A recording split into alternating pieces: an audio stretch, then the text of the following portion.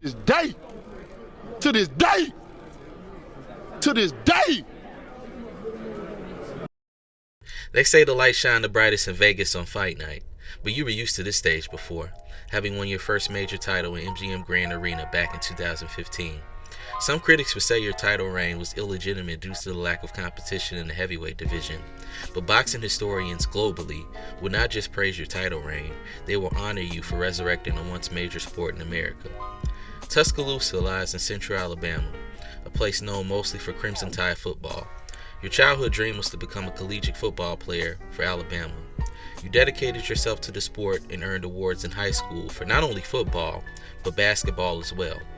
Although you possessed the skills to play Division I football, you didn't earn the grades necessary to make it to your dream school at the time. But you did not let that stop you.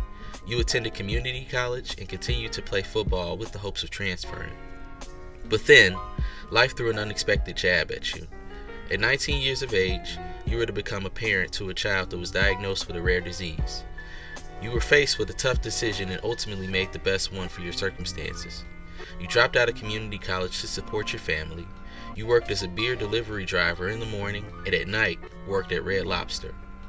In interviews, you've acknowledged that this was a dark period in your life. You contemplated suicide. But what kept you uplifted was your family and faith. Eager to make more money, you entered into Sky Gym and met your future trainer, Jay Diaz. Diaz was looking for boxers with the right attitude and some talent. You gave him that and also unprecedented power.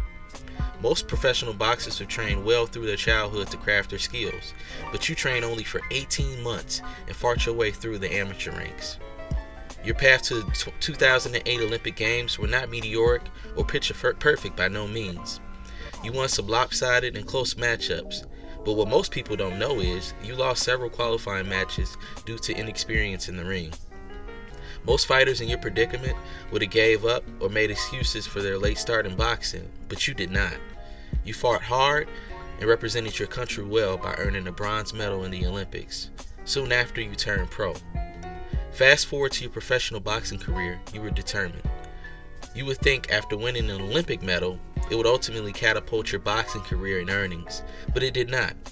You fought in high school gymnasiums, worn down warehouses, and dated casinos, both domestic and international. But you hadn't tasted defeat.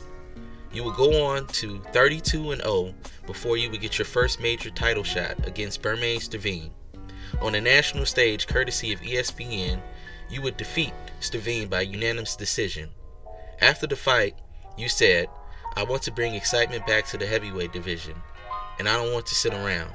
I want to fight 4 times a year. Who's ever ready, I'm ready." End quote.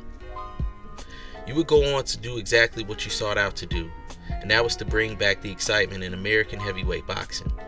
You went on to successfully defend your heavyweight championship 10 times and match your idol, Muhammad Ali's record. Similar to your idol Ali, you are a class act outside of the ring. You took on the responsibility of not just being a fighter, but a role model to everyone who has once lost hope at some point in their life.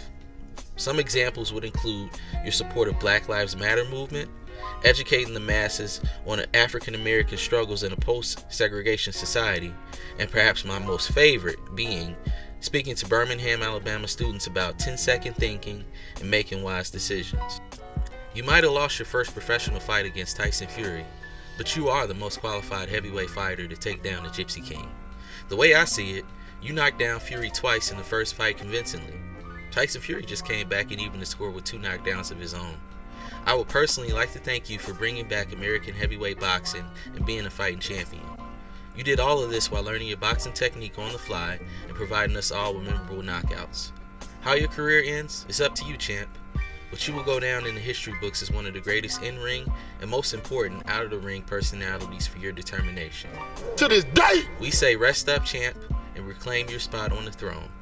Training Camp Boxing Podcast, this is Manny.